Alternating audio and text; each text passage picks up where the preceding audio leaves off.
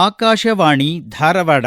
ಆವು ಈವಿನ ನಾವು ನೀವಿಗೆ ಯಾನು ತಾನದ ತನನನ ನಾನು ನೀನಿನ ಈ ನೀನಾನಿಗೆ ಬೇನೆ ಏನು ಜಾಣೀನ. ಬೇಂದ್ರೆ ಬೆರಗು. ಡಾಕ್ಟರ್ ದ.ರಾ. ಬೇಂದ್ರೆ ಅವರ 4 ತಂತಿಗೆ ಜ್ಞಾನಪೀಠ ಪ್ರಶಸ್ತಿ ದೊರೆತ ಸುವರ್ಣ ಸಂಭ್ರಮದ ಸಂದರ್ಭದಲ್ಲಿ ವಿಶೇಷ ಸರಣಿ ಕಾರ್ಯಕ್ರಮ ಬೇಂದ್ರೆ ಬೆರಗು.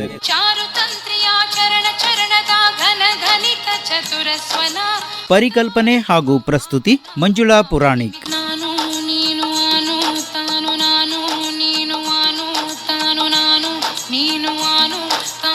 ಪ್ರಸ್ತುತಿ ನೆರವು ರಾಖಿ ಹಾನಗಲ್.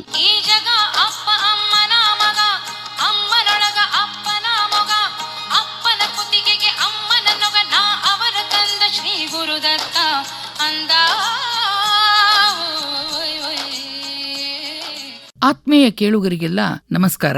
ಬೇಂದ್ರೆ ಬೆರಗು ಕಾರ್ಯಕ್ರಮಕ್ಕೆ ಪ್ರೀತಿಯ ಸ್ವಾಗತ. ಕೇಳುಗರೆ, ಪ್ರತಿಯೊಬ್ಬರ ಜೀವನದೊಳಗೂ ಒಂದಿಲ್ಲ ಒಂದು ವಿಸ್ಮಯಕಾರಿ ಘಟನೆಗಳು ನಡೀತಾನೆ ಇರ್ತಾವ. ಕೆಲವರು ಅದರ ಬಗ್ಗೆ ಲಕ್ಷ್ಯ ಕೊಟ್ಟಿರ್ತಾರೆ, ಮತ್ತೆ ಕೆಲವರು ಅದರ ಬಗ್ಗೆ ಜಾಸ್ತಿ ಗಮನ ಹರಿಸುವುದಿಲ್ಲ. ಈ ಘಟನೆಗಳು ಅವರ ಜೀವನದೊಳಗ ಹೊಸ ತಿರುವನ್ನ ಪಡೆಯುವಂತಹ ಸಾಮರ್ಥ್ಯ, ಚೈತನ್ಯವನ್ನು ಕೂಡ ಹೊಂದಿರ್ತಾವ. ಅಂತ ಘಟನೆಗಳು ಕೆಲವು ಸಲ ಬೇರೆಯವರ ಜೀವನಕ್ಕೂ ಕೂಡ ಒಂದು ಬೆಳಕನ್ನ ತೋರು ಹಂಗಿರ್ತಾವ. ಅಂತ ಹಲವಾರು ಬೆರಗುಗಳು, ಅಂತ ವಿಶೇಷ ಘಟನೆಗಳು ನಿರಂತರವಾಗಿ ವರಕವಿ ಬೇಂದ್ರೆಯವರ ಜೀವನದೊಳಗ ನಡೀತಾನೆ ಇದ್ವು. ವರಕವಿ ಡಾಕ್ಟರ್ ದತ್ತಾತ್ರೇಯ ರಾಮಚಂದ್ರ ಬೇಂದ್ರೆ ಅವರ ಜೊತೆಗೆ ನಿರಂತರವಾದ ಬಾಂಧವ್ಯವನ್ನ 20 ವರ್ಷಗಳ ಕಾಲ ಹೊಂದುವಂತ ಸೌಭಾಗ್ಯವನ್ನ ಹೊಂದಿದ್ದವರು ಪ್ರೊಫೆಸರ್ ಕೆ.ಎಸ್. ಶರ್ಮಾ. ಈ ಸಾಂಗತ್ಯದಲ್ಲಿ ಸಂಭವಿಸಿದ ಅನೇಕಾನೇಕ ಪ್ರಸಂಗಗಳನ್ನ, ಅತ್ಯಂತ ಪ್ರಮುಖವಾದ ಹಾಗೂ ಕುತೂಹಲಕಾರಿಯಾದಂಥ ಹಲವಾರು ಬೆರಗುಗೊಳಿಸುವ ಪ್ರಸಂಗಗಳನ್ನ ಡಾಕ್ಟರ್ ಕೆ.ಎಸ್. ಶರ್ಮಾ ಅವರು ನಮ್ಮೊಂದಿಗೆ ಹಂಚಿಕೊಂಡಿದ್ದಾರೆ.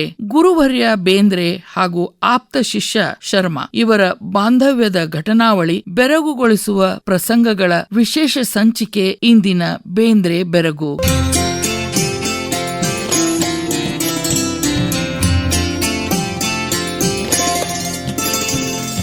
ಆಪ್ತ ಶಿಷ್ಯ ಶರ್ಮಾ ಹಾಗೂ ಗುರುವರ್ಯ ಬೇಂದ್ರೆ ಮಾತನಾಡುತ್ತಾರೆ. Doctor K S. ಶರ್ಮಾ. ನಾನು ತೆಲುಗು ಮಾತೃಭಾಷೆಯವನು. ಇಡೀ ನನ್ನ ಅಭ್ಯಾಸವೇ ತೆಲುಗಿನಲ್ಲಿ. ಮಾತೃಭಾಷೆ ತೆಲುಗು, ಅಭ್ಯಾಸ ಮಾಡಿದ ತೆಲುಗು. ನನ್ನ ಗ್ರಾಜ್ಯುಯೇಷನ್ ತನಕ ನನ್ನ ಸೆಕೆಂಡ್ ಲ್ಯಾಂಗ್ವೇಜ್ ತೆಲುಗು. ನಾನು ಜೀವ ವಿಮಾ ಕಾರ್ಪೊರೇಷನ್ ಆದಾಗ ಅವರು ನಡೆಸಿದ ಸ್ಪರ್ಧಾತ್ಮಕ ಪರೀಕ್ಷೆಯಲ್ಲಿ ಉತ್ತೀರ್ಣನಾಗಿ ನೌಕರಿಗೆ ಆಯ್ಕೆಯಾದೆ. ಆಯ್ಕೆಯಾಗಿ ನನಗೆ ಧಾರವಾಡಕ್ಕೆ ಪೋಸ್ಟಿಂಗ್ ಸಿಕ್ತು ಅಂತ ಧಾರವಾಡಕ್ಕೆ ಬಂದೆ. ಧಾರವಾಡಕ್ಕೆ ಬಂದಾಗ ನಾನು ಹೊಸ ಧಾರವಾಡಕ್ಕೆ ಗೆಳೆಯ ಜಿ.ವಿ. ಕುಲಕರ್ಣಿ, ಅಲ್ಲಿ ಆಗ್ಲೇ ಖ್ಯಾತ ಕವಿ, ಅವ್ರು ನನಗೆ ಸಂಪರ್ಕ ಬಂತು. ನಾನು ಇಂಗ್ಲಿಷ್ ನಲ್ಲಿ ಬರೀತಾ ಇದ್ದೆ, ಹೆಚ್ಚಾಗಿ ತೆಲುಗಿನಲ್ಲೂ ಬರೀತಾ ಇದ್ದೆ. ಕೆಲವು ನನ್ನ ಬರವಣಿಗೆಗಳನ್ನು ಓದಿದೆ, ಜೀವಿ ತನ್ನ ಬರವಣಿಗೆಗಳನ್ನು ಓದಿದ್ರು. ಇಬ್ರು ಎಕ್ಸ್ಚೇಂಜ್ ಮಾಡ್ಕೊಂಡ್ವಿ. ಆಮೇಲೆ ಜೀವಿಯಿಂದ ಶರ್ಮಾ ಅವರೇ, ನಾನು ನಿಮ್ಮನ್ನ ಬೇಂದ್ರೆ ಅವ್ರಿಗೆ ಭೇಟಿ ಮಾಡಿಸ್ಬೇಕು ಅಂತ. ಬಹಳ ಸಂತೋಷ. ನಾನು ಬಹಳ ಸಣ್ಣವ, ಆದ್ರೂ ಭೇಟಿ ಮಾಡಿಸೋದು ಅಂತಂದ್ರೆ ನನಗೆ ಬಹಳ ಸಂತೋಷದ ವಿಷಯ ಅಂತ ಹೇಳಿ ಕರ್ಕೊಂಡು ಹೋದ.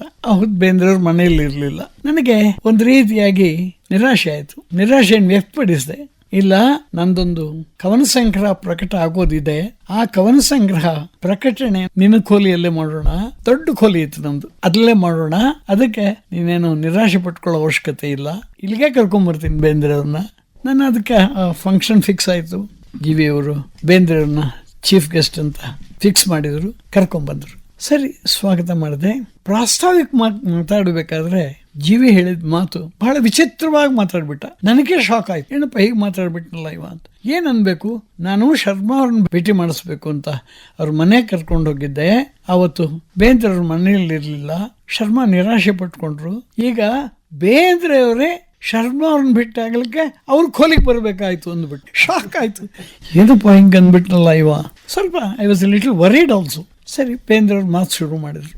ಎಲ್ಲಿ ಈ ಸಮಾರಂಭ ಮಾಡ್ತಾ ಇದ್ದೀವಿ ಅನ್ನೋದು ನಿಮಗೆ ಕಲ್ಪನೆ ಇದೆಯಾ ಅಂತ ಪ್ರಶ್ನೆ ಕೇಳಿದ್ರು ಬೇಂದ್ರೆ ಅವರು. ಶರ್ಮಾ ಇರೋದು ಎಲ್ಲಿ ಗೊತ್ತೇನು? ದತ್ತ ನಿಲಯ. ಈ ಕಟ್ಟಡದ ಹೆಸರು ದತ್ತ ನಿಲಯ. ಅವ ನನ್ನ ಮನೆಯಲ್ಲಿದ್ದಾನೆ. ಅವನು ಭೇಟಿ ಮಾಡ್ಲಿಕ್ಕೆ ನನ್ನ ಮನೆಗೆ ಬಂದ್ರೆ ಅದೆಲ್ಲ ಆಶ್ಚರ್ಯ ಏನಿದೆ? ನನಗೆ ಸಮಾಧಾನ ಆಯ್ತು ನಿಜ. ಆದ್ರೆ ಎಂಥ ದೊಡ್ಡ ಮನುಷ್ಯ. ಅವತ್ತೇ ಫಸ್ಟ್ ಟೈಮ್ ನೋಡಿದ್ ನಾನು. ಬಾರು ಬಾರು ಬಾರು ಬಾರು ಸಾಧನ ಕೇರಿಗೆ ಮರಳಿ ನಿನ್ನೀ ಊರಿಗೆ ಮರಳಿ ನಿನ್ನೀ ಊರಿಗೆ.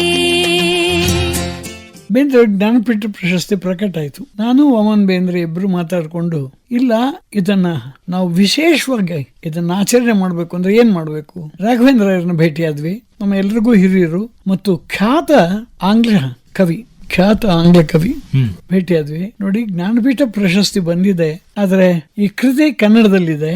ಇದರ ಆಂಗ್ಲದ ಒಂದು ಭಾಷಾಂತರ ನಾವು ಆಯ್ದ ಭಾಗಗಳನ್ನಾದ್ರೂ ನಾವು ಅದನ್ನ ಭಾಷಾಂತರ ಮಾಡಿ ಅದೇ ಸಮಯಕ್ಕೆ ಬಿಡುಗಡೆ ಆಗೋ ಹಾಗೆ ನಾವು ಸಿದ್ಧ ಮಾಡಿದ್ರೆ ಸಾರ್ಥಕ ಆಗ್ತದೆ ಅಂತ ಮಾತಾಡ್ಕೊಂಡ್ವಿ. ರಾಘವೇಂದ್ರ ಹತ್ರ ಚರ್ಚೆ ಬಹಳ ಒಳ್ಳೆ ಚಿಂತನೆಯಪ್ಪ, ಮಾಡ್ಬಿಡೋಣ. ನಾವಿಬ್ರು ಸಹಾಯ ಮಾಡಿದ್ವಿ.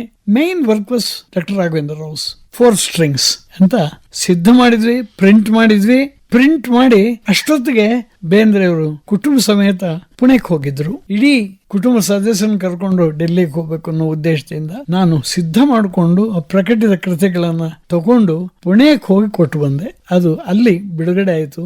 ಒಂದು ವಿಶೇಷವಾದಂತಹ ಅಂಶ ಇಲ್ಲೇನು ಅಂತಂದ್ರೆ, ಬಿಡುಗಡೆ ಆಗಿದ್ದಲ್ಲದೆ ಆ 4 strings ಟ್ರಾನ್ಸ್ಲೇಷನ್ ಏನಿದೆ ಅದನ್ನ ಗಿರೀಶ್ ಕಾರ್ನಾಡ್ರು ಆ ಸಮಾರಂಭದಲ್ಲಿ ಸಾದರಪಡಿಸಿದ್ರು ಪೊಯಮನ ಮತ್ತು ಪುಸ್ತಕವನ್ನು ಕೂಡ ಪ್ರಕಟ ಮಾಡಿದ್ದು ಅದೇ ಸಂದರ್ಭದಲ್ಲಿ. ಬಹುಶಃ ಇಷ್ಟು ವಿಶಿಷ್ಟವಾಗಿ ಜ್ಞಾನಪೀಠ ಪ್ರಶಸ್ತಿಯನ್ನು ಸ್ವೀಕಾರ ಮಾಡಿದ ಇನ್ನೊಂದು ಘಟನೆ ಇಲ್ಲ ಅಂತ ನನಗೆ ಅನ್ಸುತ್ತೆ. ನಾವು ಸಿದ್ಧ ಮಾಡಿದ್ಮೇಲೆ, ಮ್ಯಾನುಸ್ಕ್ರಿಪ್ಟ್ ರೆಡಿ ಆದ್ಮೇಲೆ ಇದನ್ನು ಓದ್ ತೋರಿಸೋಣ ಸರ್, ನಾವು ಬೇಂದ್ರೆ ಅವರ ಒಂದು ಅನುಮತಿ ಪಡ್ಕೋಬೇಕು ಅಂತಂದೆ. ಹಾಗೆ ಮಾಡೋಣ ಅಂತ ಕೇಳಿದ್ರು. ಚೆನ್ನಾಗಿ ಮಾಡಿದಿರಿ, ಆದ್ರೆ ಒಂದ್ ಮಾತನ್ನು ಹೇಳಲೇಬೇಕು ನಾನು. ನನ್ನ ಕನ್ನಡ ಇದು ಅನ್ಟ್ರಾನ್ಸ್ಲೇಟಬಲ್ ಅಂದ್ರೆ ಶಬ್ದ ಬಳಸ್ತಾರೆ. ಅನ್ಟ್ರಾನ್ಸ್ಲೇಟಬಲ್, ನನ್ನ ಭಾಷಾಂತರ ಮಾಡ್ಲಿಕ್ಕೆ ಬರಲ್ಲ ಅಂತ ಹೇಳಿ ಒಂದು ಮಾತು ಹೇಳಿದ್ರು. 1000 ಮನೆಗಳಲ್ಲಿ ಹೆಂಗ್ ಭಾಷಾಂತರ ಮಾಡ್ತೀಪ ಅಂದ್ರು. 1000 ಮನೆಗಳಲ್ಲಿ, ಸಾವು ಇರದ ಮನೆಗಳಲ್ಲಿ, 1000 ಮನೆಗಳಲ್ಲಿ, ಥೌಸಂಡ್ಸ್ ಅನ್ನೋದು ಒಂದ್ ಅರ್ಥ ಆದ್ರೆ, ಸಾವು ಇರದ ಮನೆಗಳಲ್ಲಿ ಇಮ್ಮಾರ್ಟಲ್ ನನಗೆ ಮನೆ ಮಾಡಿದೆ ಅಂತ ತಾಯಿ ಬಗ್ಗೆ ಹೇಳ್ತೀನಿ. ಹೆಂಗಪ್ಪ ಇದನ್ನ ಭಾಷಾಂತರ ಮಾಡೋದು? ಆದ್ರೆ ಒಂದೇನಿದೆ, ಇಂಗ್ಲಿಷ್ ನಲ್ಲಿ ಮಾಡಿರೋದು ಇಂಗ್ಲಿಷ್ ಭಾಷೆಗೆ ಅನುಗುಣವಾಗಿರೋ ಹಾಗೆ ನೀವು ಮಾಡಿದ್ದೀರಿ, ಅದು ಸ್ವಾಗತಾರ್ಹ ಅನ್ನೋ ಮಾತು ಹೇಳಿದ್ರು. ಇದು ಎಂದೂ ನಾವು ಮರೆಯಬಾರದು. ಯಾಕೆ ಅಂತಂದ್ರೆ ಕನ್ನಡದ ಶಕ್ತಿ ಏನು ಅಂತ ಅನ್ನೋದು ಬೇಂದ್ರೆ ಅವ್ರಿಗಿದ್ದಷ್ಟು ಪರಿಚಯ ಬಹುಶಃ ಆ ಶಕ್ತಿಯ ಬಗ್ಗೆ ಪರಿಕಲ್ಪನೆ ಇನ್ಯಾರಿಗೂ ಇರ್ಲಿಕ್ಕಿಲ್ಲ. ಭಾಷೆಯ ಶಕ್ತಿ ಎಷ್ಟು ಅಂತ. ಅದರಿಂದ ಈ ಘಟನೆಯ ಸಂಬಂಧ, ಈ ಪ್ರಸಂಗ ಮರೆಯೋದಲ್ಲ. It's very important.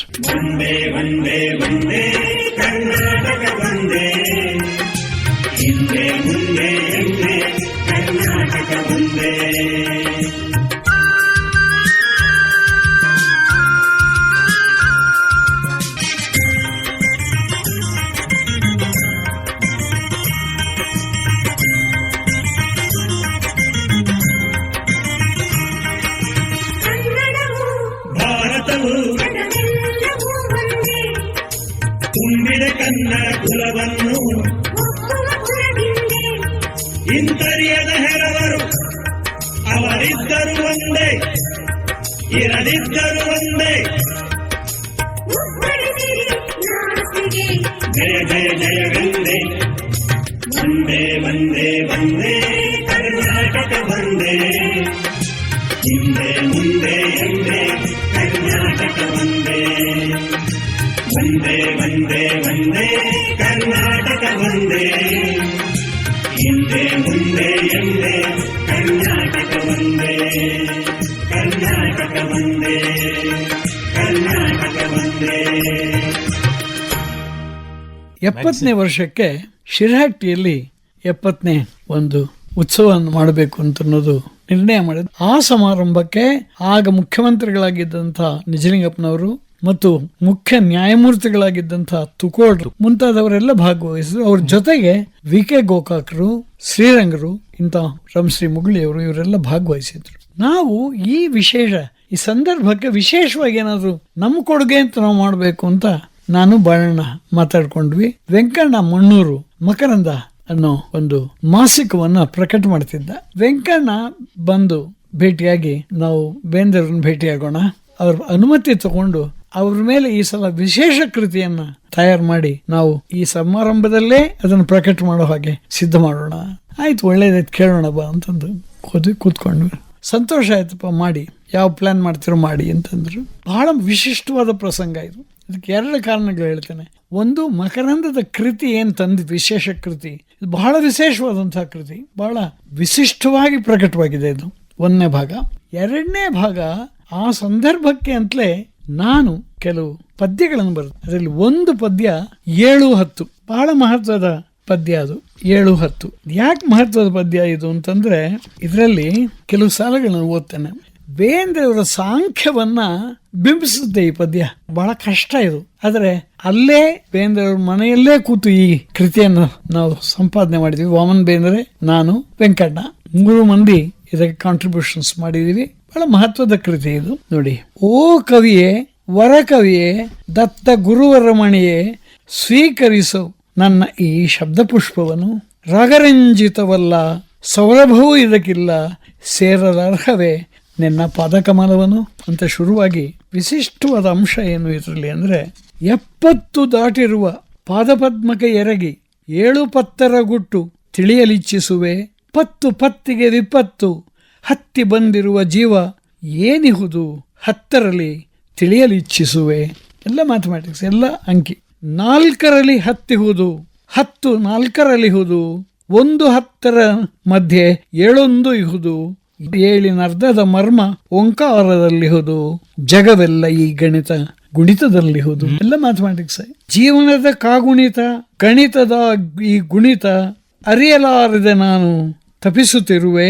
1-2 ಅರಿಯದಲೆ ಜಗವ ಸೇರಿಹ ನಾನು, 7 10ರ ಮರ್ಮ ತಿಳಿಯಲಿಚ್ಛಿಸುವೆ.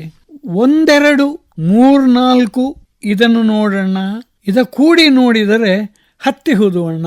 1 + 2 + 3 + 4 10 ಕೂಡಿದರೆ ಹತ್ತಿಹುದು ಅಣ್ಣ. 4 ತಂತಿಯ ಹಿಡಿದು ನುಡಿದು ನೋಡೋಣ, ಹೊರಬರುವ ಶಬ್ದವೇ ಓಂಕಾರವಣ್ಣ.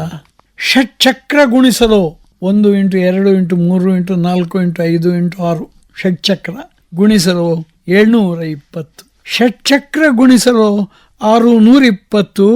ಸಪ್ತ ಜಾಚೆಯ ಚಕ್ರ 8 9 10 ಅದು 720. 8 × 9 × 10 720. 1 × 2 × 3 × 4 × 5 × 6 720. 720 ವರುಷದ ಹಗಲಿರುಳು 720. 360 + 360 720. ಆರಾದ ಬಳಿ 7 ದಾಟುವ ಹೊತ್ತು ಬಂದಿಹುದು 10. 7 ಅಜ್ಞಾನಗಳ ಬದಿಗಿಟ್ಟು 10. 7 ಜ್ಞಾನಗಳ ಹಾದಿ ತೆರೆದೀತು 10.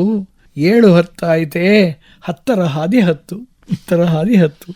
4ರ ತಂತಿಯ ನಾದ ಬ್ರಹ್ಮನ ಶಬ್ದದ ಮಾಧುರ್ಯ ಕಿವಿಯ ಬೊಗಸೆಯಂ ಕುಡಿದರೆ ಅರಳಿತು ನನ್ನ ಅಂತರ್ಯ.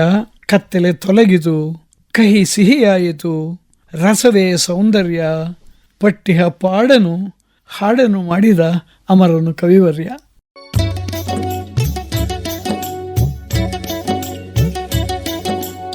ಆವು ಈವಿನ ನಾವು ನೀವಿಗೆ ಆನು ತಾನದ ತನನನ. ಆವು ಈವಿನ ನಾವು ನೀವಿಗೆ ಆನು ತಾನದ ತನನನ. ನಾನು ನೀನಿನ ಈನಿ ನಾನಿಗೆ ಬೇನೆ ಏನು ಜಾಣಿನ. ಆವು ಈವಿನ ನಾವು ನೀವಿಗೆ ಆನು ತಾನದ ತನನನ. ನಾನು ನೀನಿನ ಈನಿ ನಾನಿಗೆ ಬೇನೆ ಏನೋ ಜಾಣಿನ. ಚಾರುತಂತ್ರಿಯ ಚರಣ ಚರಣದ ಘನ ಘನಿತ ಚತುರಸ್ವನ. ಚಾರುತಂತ್ರಿಯ ಚರಣ ಚರಣದ ಘನ ಘನಿತ ಚತುರಸ್ವನ. ಹತವೋ ಹಿತವೋ ಆ ಅನಾಹತ ಮಿತಿ ಮಿತಿಗೆ ಇತಿ ನನನನ. ಬೆನ್ನಿನಾನಿಗೆ ಜನನ ಜಾನಿಕೆ, ಬೆನ್ನಿನಾನಿಕೆ ಜನನ ಜಾನಿಕೆ, ಮನನವೇ ಸಹಿತಸ್ತನ.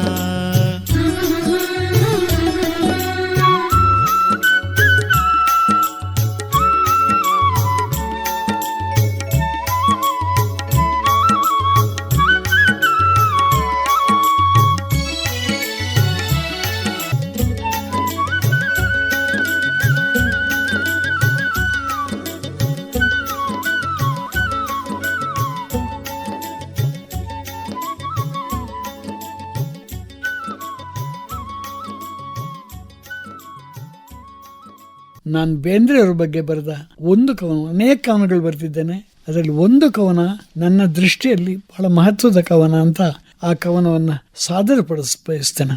ಅದರ ಶಿರೋನಾಮ ಮಹಾಮಾನವ. ರಸಋಷಿ ಬೇಂದ್ರೆ, ಏನಿದು ನಿನ್ನ ಮೋಜು, ಅಂಕಿಗಳನ್ನೆಲ್ಲ ಲಾಕು ಮಾಡಿರುವೆ, ಅವುಗಳ ಅನ್ಲಾಕಿಗೆ ಕಿಲಿ ಮಾಡಿರುವೆ, ಲಾಕ್ ಅನ್ಲಾಕು ಮೋಜು ಮಾಡಿ ವಿಶ್ವಧಾರಣದ ಗುಟ್ಟು ರಟ್ಟು ಮಾಡಿರುವೆ. ವರಕವಿ ಬೇಂದ್ರೆ, ನೀನೇನು ಮಾಂತ್ರಿಕನೇ, ಸೂರ್ಯ ಚಂದ್ರರ ನಿನ್ನ ಅಂಕೆಗಳ ವಂಕೆಯಲ್ಲಿ ಹಿಡಿದಿಟ್ಟಿರುವೆ, ತಾರಾಗಣವ ನಿನ್ನ ಧ್ರುವಪಥದಿ ತಿರುಗಿಸುತ್ತಿರುವೆ, ವಿಶ್ವಕ್ರಿಯೆಯ ನಿನ್ನ 10 ಬೆರಳುಗಳ ಸೂತ್ರದ ಮೇಲೆ ಆಡಿಸುತ್ತಿರುವೆ. ಶಬ್ದ ಬ್ರಹ್ಮವೋ ಬೇಂದ್ರೆ, ಏನಿದು ನಿನ್ನ ಮೋಜು, ನಿನ್ನ ಜೀವನದಿಯಲ್ಲಿ ವಸ್ತು ಮಿಂದು ಜೀವಂತವಾಗಿಹುದು. ಶಬ್ದ ಬ್ರಹ್ಮವೋ ಬೇಂದ್ರೆ, ಏನಿದು ನಿನ್ನ ಮೋಜು, ನಿನ್ನ ಜೀವ ನದಿಯಲ್ಲಿ ವಸ್ತು ಮಿಂದು ಜೀವಂತವಾಗಿಹುದು. ನಿನ್ನ ಬವಣೆಯ ಕುಲುಮೆಯಲ್ಲಿ ಕತ್ತಲೆಯು ಬೆಂದು ಬೆಳಕಾಗಿಹುದು. ನಿನ್ನ ಜ್ಞಾನದ ಎರಕದಲ್ಲಿ ಶಬ್ದ ಅರ್ಥವಾಗಿಹುದು, ಮಾತು ಜ್ಯೋತಿ ಆಗಿಹುದು. ಅಕ್ಷರವು ನಿನ್ನ ಕಲ್ಪನಾಕಾಶದಲ್ಲಿ ನಕ್ಷತ್ರ ಮಾಲೆಯಾಗಿ ಯಗವ ಬೆಳಗಿಹುದು. ಮರನಲ್ಲ ನೀನು ಅಮರ ಬೇಂದ್ರೆ, ನೀನು ಚಿರಂತನ ಬೆಳಕು. ಕಲುಷಿತ ಸಮಾಜಕ್ಕೆ ನವಪಥವ ತೋರು, ದುಷ್ಟ ಮಾನವನ ನವಮಾನವನಾಗಿ ಪರಿವರ್ತಿಸು. ವಿಶ್ವ ಕುಟುಂಬದ ನಿನ್ನ ಕನಸು ನನಸಾಗಿಸು. ಬೇಂದ್ರೆ, ನೀನು ಮಹಾಮಾನವ, ಚಿರಾಯುವಾಗು.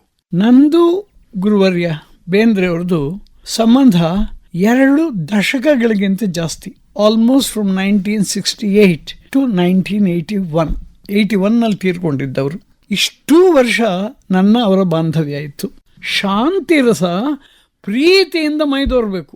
ಇದು ಬರೀ ಬೆಳಗಲ್ಲ, ಬರೀ ಬೆಳಗಲ್ಲ, ಬರೀ ಅನ್ನೋ ಶಬ್ದ ಬಳಸ್ತಾರೆ.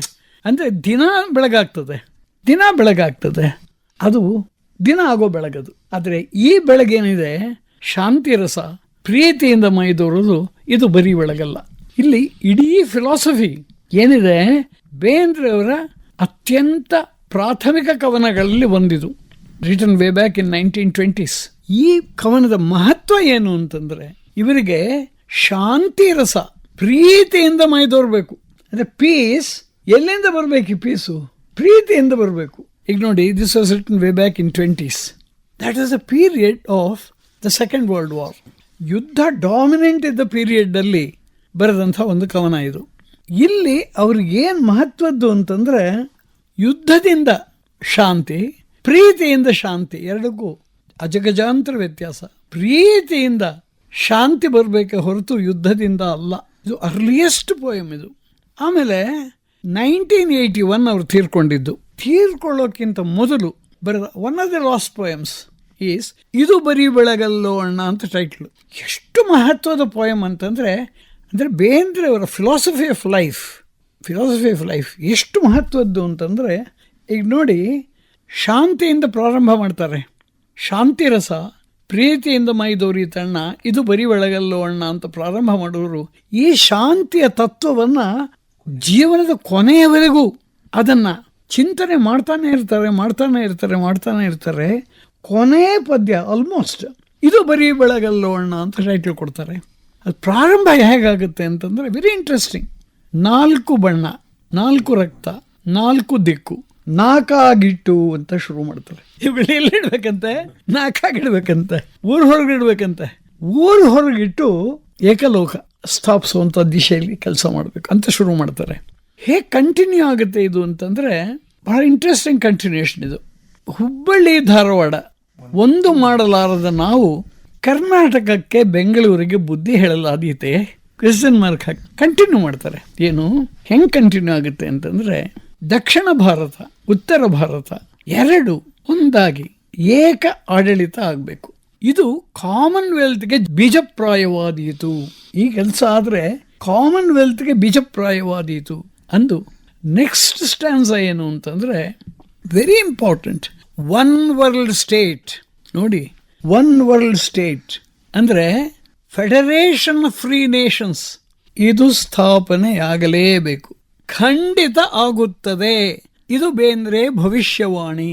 ಅಂಬಿಕಾತನೆಯನ ಭವಿಷ್ಯವಾಣಿ ಏನು, ಒನ್ ವರ್ಲ್ಡ್ ಸ್ಟೇಟ್ ಆಗಲೇಬೇಕು ಅಂತಂದು further he says Herbandar is one of the pen names of Bendre which very few people know. ಹೆರ್ಬಂದರ್ನ ಈ ನುಡಿ ಚಾಟು ನುಡಿ ಅಲ್ಲ, ತಮಾಷೆ ಹೇಳೋ ಮಾತಲ್ಲ, ಅದು ಚಾಟು ನುಡಿ ಅಲ್ಲ ಅಂತ ಹೇಳಿ ಖಂಡಿತವಾಗಿಯೂ ಫಲಿಸುತ್ತದೆ ಅಂತ ಬರೀತಾರೆ. ಬರೆದು last stanza, very interesting last stanza. ಶಾಂತಿ ಪುಷ್ಟಿ ತುಷ್ಟಿ ಭದ್ರಂ ಶುಭಂ ಮಂಗಳಂ, ಇದು ಅಮರ ಮಂತ್ರ, ಇದು ನಾವು ರೀಚ್ ಆಗಬೇಕು. ಇದು ಬರೀ ಬೆಳಗಲ್ಲೋ ಅಣ್ಣ. ಅಂದ್ರೆ ಇಡೀ ಫಿಲಾಸಫಿ ಆಫ್ ಲೈಫ್ ಏನಿದೆ, it is in this one point. One world state ಆಗಬೇಕು. ಇಮ್ಯಾಜಿನ್ ಮಾಡಿ, ಬೇಂದ್ರೆ ಅವ್ರಿಗೆ ಬಹಳ ಮಹತ್ವದ್ದು, ಇದು ಯಾರು ಗುರುತಿಸದೇ ಇರುವಂತಹ ವಿಷಯ ಇದು. ಅವರು ತಮ್ಮ ಬಗ್ಗೆ ಬರೆದಂಥ ಒಂದು ಕವನ. ನಾನು ಆ ಕವನದಲ್ಲಿ ವಿಶ್ವಮಾತೆಯ ಗರ್ಭ ಕಮಲಜಾತ ಪರಾಗ ಪರಮಾಣು ಕೀರ್ತಿ ನಾನು ಅಂತ ಶುರು ಮಾಡಿ, ಈ ಪೊಯಮ್ದು ಲಾಸ್ಟ್ ಸೆಂಟೆನ್ಸಸ್ ಯಾವುದು ಅಂತಂದ್ರೆ ಬಹಳ ಮಹತ್ವದ ಅಂಶ ಇದು. ವಿಶ್ವದೊಳನುಡಿಯಾಗಿ ಕನ್ನಡಿಸುತ್ತಿಹನಿಲ್ಲಿ ಅಂಬಿಕಾತನೆಯ ನಿವನು. ವಿಶ್ವದ ಒಳನುಡಿಯಾಗಿ ಕನ್ನಡಿಸುತ್ತಿಹನಿಲ್ಲಿ ಅಂಬಿಕಾತನೆಯ ನಿವನು. ವಿಶ್ವದ ಒಳನುಡಿ ಕನ್ನಡಿಸುತ್ತಿಹ. ಕನ್ನಡಿಸೋದು ಅಂದ್ರೇನು? ಕನ್ನಡದಲ್ಲಿ ಬರೆಯೋದು. ಕನ್ನಡಿಸೋದು ಅಂದ್ರೇನು? ರಿಫ್ಲೆಕ್ಟ್, ಪ್ರತಿಬಿಂಬಿಸೋದು. ವಿಶ್ವದ ಒಳನುಡಿಯಾಗಿ ಕನ್ನಡಿಸುತ್ತಿಹನಿಲ್ಲಿ ಅಂಬಿಕಾತನೆಯ ನಿವನು ಅಂತ ಕನ್ಕ್ಲೂಡ್ ಮಾಡ್ತಾರೆ.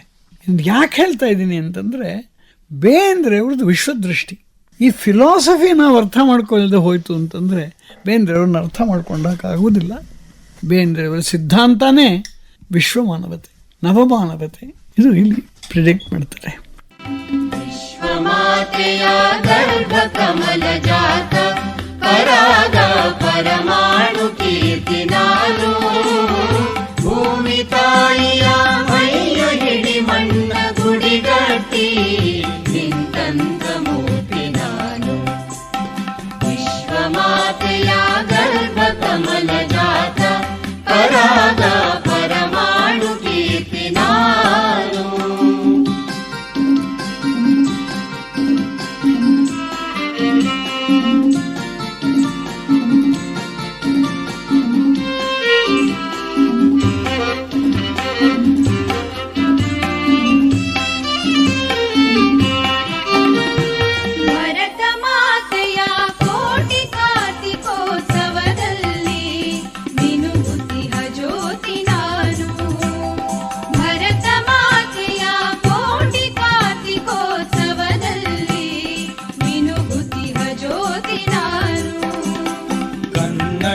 ತಾಯಿ ತಾವರೆಯ ಪರಿಮಳವ ಉಂಡು ಬೀಸುತ್ತಿಯ ಗಾಳಿ ನಾನು. ಕನ್ನಡದ ತಾಯಿ ತಾವರೆಯ ಪರಿಮಳವ ಉಂಡು ಬೀಸುತ್ತಿಯ ಗಾಳಿ ನಾನು. ಬೀಸುತ್ತಿಯ ಗಾಳಿ ನಾನು. ವಿಶ್ವಮಾತೆಯ ಗರ್ಭ ಕಮಲ ಜಾತ ಪರಾಗ ಪರಮಾಣು ಕೀರ್ತಿ ನಾನು.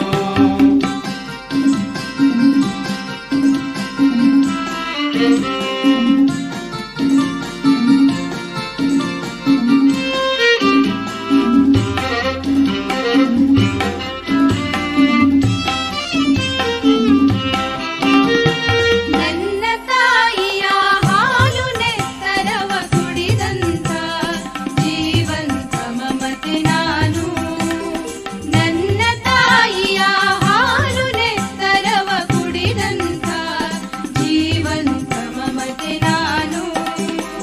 ಈ ಐದೆಯರ ಪಂಚ ಪ್ರಾಣಗಳಾಗಿ ಈ ಜೀವ ದೇಹ ನಿಹನು. ಈ ಜೀವ ದೇಹ ನಿಹನು. ವಿಶ್ವಮಾತೆಯ ಗರ್ಭ ಕಮಲ ಜಾತ ಪರಾಗ ಪರಮಾಣು ಕೀರ್ತಿ ನಾನು.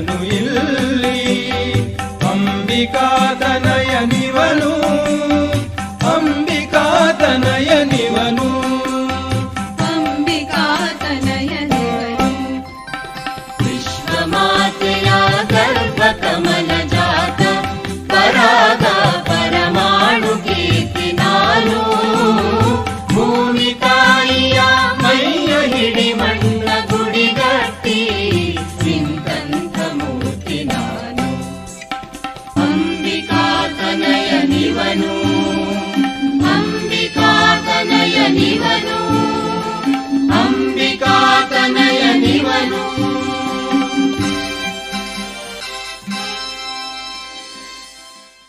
ಸಮೇತ ಕರ್ನಾಟಕದ ವರದಿಗಾರನಾಗಿದ್ದೆ, ಧಾರವಾಡ ವರದಿಗಾರನಾಗಿದ್ದೆ. ಒಂದು ಸಮಾರಂಭಕ್ಕೆ ಶಿಕ್ಷಣ ಸಚಿವರನ್ನ ಕರೆದಿದ್ರು. ಅದು ಗಾಂಧಿ ಭವನದಲ್ಲಿ. ನಾನು ಸ್ವಲ್ಪ ತಡ ಮಾಡಿ ಹೋದೆ ಸಮಾರಂಭಕ್ಕೆ. ಅಷ್ಟರೊಳಗೆ ಸಂಚಾಲಕರು ಎಲ್ಲ ಸಚಿವರನ್ನ ಕರ್ಕೊಂಡು ಸುತ್ತಾಡಿಸಿ ತೋರಿಸ್ತಾ ಇದ್ರು.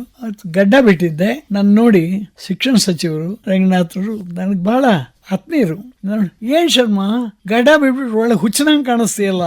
ನಾನು ಪ್ರತಿಕ್ರಿಯೆ ಕೊಡೋಕ್ಕಿಂತ ಮೊದಲೇ ಬೇಂದ್ರೆ ಅವರು ತಕ್ಷಣ ಪ್ರತಿಕ್ರಿಯಿಸ್ತಾರೆ. ನಾನೂ ಗಡ್ಡ ಬಿಟ್ಟಿದ್ದೀನಿ, ನನ್ನೂ ಹುಚ್ಚ ಅಂತ ಏನೇನೋ ಅಂದ್ರು. ತಕ್ಷಣನೇ ರಂಗನಾಥ್ ರಿಯಲೈಸ್ ಮಾಡ್ಕೊಂಡ್ರೆ ಎಂತ ತಪ್ಪು ಮಾಡಿದೆ ಅಂತ. ಕ್ಷಮೆ ಮಾಡ್ಬೇಕು ಗುರುಗಳೇ, ನಾನು ಆ ಮಾತು ಅನ್ಬಾರ್ದಾಗಿತ್ತು ಅಂತ ಕ್ಷಮೆ ಬೇಡಿದ್ರು. ಶರ್ಮಾ, ನೀನು ಕ್ಷಮಿಸ್ಬೇಕು ಅಂತಂದ್ರು. ನೀವು ನಾನು ಒಳ್ಳೆ ಸ್ನೇಹಿತರು, ಕ್ಷಮ ಮಾಡೋದು ಏನ್ ಬಂತಿದ್ರಲ್ಲಿ ಅಂತಂದೆ. ಅಂದ್ರೆ ಚೇಷ್ಟೆಗೂ ಕೂಡ ಇನ್ನೊಬ್ಬರ ಅವಮಾನ ಮಾಡಬಾರ್ದು ಅಂತ ಅನ್ನೋದು ತಿಳ್ಕೋಬೇಕು ರಂಗನಾಥ್ ಅವರೇ ಅಂತ ಬುದ್ಧಿ ಹೇಳಿದ್ರು ಬೇಂದ್ರೆ ಅವರು. ನಾನು ಸಮಾಜವಾದಿ ಮಹಿಳೆ ಪುಸ್ತಕ ರಚಿಸಿದ್ದೆ. ಅದನ್ನ ಬೇಂದ್ರೆ ಅವರು ಹುಟ್ಟಹಬ್ಬದ ದಿನ ಅದನ್ನ ಪ್ರಕಟ ಮಾಡಬೇಕು ಅಂತ ನಿರ್ಣಯ ಮಾಡಿದ್ದೆ. ಆದರೆ ಮುದ್ರಣದ ಕೆಲಸ ಮುಗಿಲಿಲ್ಲ. ಬರ್ಡೇ ಬಂತು ಜನವರಿ 31, ಮುಗಿದು ಹೋಗ್ಬಿಡ್ತು. ಆಮೇಲೆ ನನಗನ್ನಿಸ್ತು, ಏನಪ್ಪಾ ಇದು ತಪ್ಪಿಬಿಡ್ತಲ್ಲ. ಅಷ್ಟರೊಳಗೆ ನನ್ನ ಗೆಳೆಯ ಮಹಾದೇವ್ ಹೊರಟ್ಟಿ ಬೆಂಗಳೂರಿಗೆ ಹೋಗಿದ್ರ. ಸುಭಾಷ್ ಶೆಟ್ಟರು ಎಲ್ಲ ಒಳ್ಳೆ ಸ್ನೇಹಿತರು. ಸುಭಾಷ್ ಶೆಟ್ಟರನ್ನ ಭೇಟಿ ಆದ. ಸಚಿವರು, ಅವಾಗ ಶಿಕ್ಷಣ ಸಚಿವರಾಗಿದ್ರು. ಅಂದ್ರು, ಮಹಾದೇವ್ ಒಳ್ಳೆ ಕೆಲಸ ಮಾಡಿದ್ಯಪ್ಪ, ಬಂದು ನಾನು ಧಾರವಾಡಕ್ಕೆ ಬರ್ತಾ ಇದ್ದೀನಿ ಬರೋ ವಾರದಲ್ಲಿ. ಶರ್ಮಾ ಅವ್ರಿಗೆ ಹೇಳು, ಯಾವ್ದಾದ್ರು ಕಾರ್ಯಕ್ರಮ ಅವ್ರು ಇಟ್ಕೊಂಡ್ರೆ ನಾನು ಆ ಕಾರ್ಯಕ್ರಮದಲ್ಲಿ ಭಾಗವಹಿಸ್ತೀನಿ ಅಂತ. ಮಹಾದೇವ್ ಹೊರಟ್ಟಿ ಟೆಲಿಫೋನ್ ಮಾಡಿದ.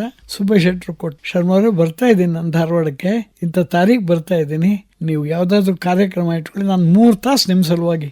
ಸರಿ ಅಂತ ಸಮಾರಂಭ ಶುರುವಾಯಿತು. ನಾನು ಪ್ರಾರಂಭದಲ್ಲಿ ಪ್ರಾಸ್ತಾವಿಕವಾಗಿ ಒಂದು ಮಾತು ಹೇಳಿದೆ. ನೋಡಿ, ನಾನು ಈ ಪುಸ್ತಕನ 31ನೇ ತಾರೀಕು ಜನವರಿ ಬೇಂದ್ರೆ ಜನ್ಮದಿನ ದಿನ ಬಿಡುಗಡೆ ಮಾಡಬೇಕು, ಅವ್ರಿಗೆ ಅರ್ಪಣೆ ಅಂತೂ ಮಾಡಿದ್ದೇನೆ, ಆವತ್ತೇ ಬಿಡುಗಡೆ ಮಾಡಬೇಕು ಅಂತ ನನ್ನ ಮನಸ್ಸಿತ್ತು. ಆದರೆ ಆಗಲಿಲ್ಲ ಬಿಡುಗಡೆ ಮಾಡಲಿಕ್ಕೆ, ಮುದ್ರಣ ಆಗಿದ್ದಿಲ್ಲ. ಆದ್ರೆ ಇವತ್ತು ಸಚಿವರೇ ಬಂದಿದ್ದಾರೆ, ಬಹಳ ಸಂತೋಷ ಆಯಿತು, ಅವ್ರ ಕಡೆಯಿಂದ ಬಿಡುಗಡೆ ಮಾಡಿಸ್ತಾ ಇದ್ದೀನಿ ಅಂತ ಹೇಳಿ. ಬೇಂದ್ರೆ ಮುಖ್ಯ ಅತಿಥಿಗಳು, ಅವ್ರಿಗೆ ಸಮರ್ಪಣೆ ಮಾಡೋದಿತ್ತು. ಬೇಂದ್ರೆ ಮಾತಾಡೋ ಪಾಳಿ ಬಂತು. ಶರ್ಮಾ ಯಾವಾಗ್ಲೂ ಸದಿಚ್ಛೆ ಉಳ್ಳವ, ಅವನ್ ಏನ್ ಇಚ್ಛೆ ಮಾಡ್ತಾನೆ ಅದು ಯಾವಾಗ್ಲೂ ಸಾರ್ಥಕ ಆಗ್ತದೆ ಅಂದ್ರು. ಆಮೇಲೆ ಹೇಳಿದ್ರು, ಅವನು ನನ್ನ ಹುಟ್ಟಹಬ್ಬದ ದಿನ ಈ ಪುಸ್ತಕ ಬಿಡುಗಡೆ ಮಾಡಬೇಕು ಅಂತ ನಿರ್ಣಯ ಮಾಡಿದ್ದ ಅಂತ ಹೇಳ್ದ. ಇವತ್ತೇ ನನ್ನ ಹುಟ್ಟಹಬ್ಬ ಅಂದ್ರು. ವಿಚಿತ್ರವಾದ ಪ್ರಸಂಗ. ಇವತ್ತು ಮಾಘವದ್ಯ ಪ್ರತಿಪದೆ, ಪಂಚಾಂಗದ ಪ್ರಕಾರ ನಾನು ಹುಟ್ಟಿದ್ದು ಮಾಘವದ್ಯ ಪ್ರತಿಪದೆಯ ದಿನ. ಅವನಿಚ್ಛೆ ಇದ್ದದ್ದು ನನ್ನ ಹುಟ್ಟಹಬ್ಬದ ದಿನ ಬಿಡುಗಡೆ ಮಾಡಬೇಕು ಅಂತ. ಅದ್ರ ಪ್ರಕಾರನೇ ಇವತ್ತು ಬಿಡುಗಡೆ ಆಗ್ತಾ ಇದೆ. ಅವನಿಚ್ಛೆ ಪೂರೈಸಿದೆ. ಇಂಥ ಒಂದು ವಿಚಿತ್ರವಾದ ಘಟನೆ, ಆಕಸ್ಮಿಕ ಆದ್ರೆ ಎಷ್ಟು ಪ್ರಾಸಂಗಿಕ ಅನ್ನೋದು ನನಗಂತೂ ಅತ್ಯಂತ ಸಂತೋಷವನ್ನು ಕೊಟ್ಟಂತ ಘಟನೆ ಅದು. ಬೇಂದ್ರೆ ಅವರು ಈ ಮಾತನ್ನು ಹೇಳಿದ್ದು, ಅವನ ಇಚ್ಛೆ ಸದಿಚ್ಛೆ, ಆ ಇಚ್ಛೆ ಎಂದೂ ಕೂಡ ವಿಫಲ ಆಗೋದಿಲ್ಲ ಅನ್ನೋ ಮಾತನ್ನು ಹೇಳಿದ್ರು. ಹೇಗೆ ಮರೆಯೋಕೆ ಸಾಧ್ಯ ಇದೆ?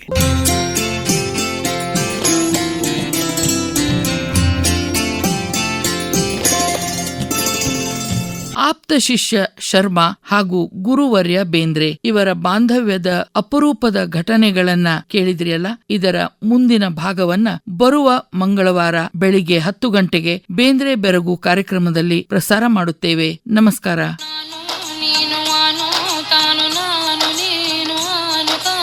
ಡಾಕ್ಟರ್ ದ.ರಾ. ಬೇಂದ್ರೆ ಅವರ 4 ತಂತಿಗೆ ಜ್ಞಾನಪೀಠ ಪ್ರಶಸ್ತಿ ದೊರೆತ ಸುವರ್ಣ ಸಂಭ್ರಮದ ಸಂದರ್ಭದಲ್ಲಿ ವಿಶೇಷ ಸರಣಿ ಕಾರ್ಯಕ್ರಮ ಬೇಂದ್ರೆ ಬೆರಗು ಕೇಳಿದಿರಿ.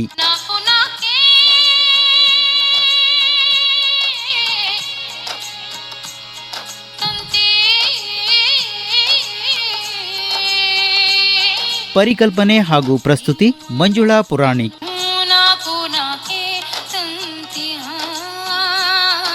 ಪ್ರಸ್ತುತಿ ನೆರವು ರಾಖಿ ಹಾನಗಲ್.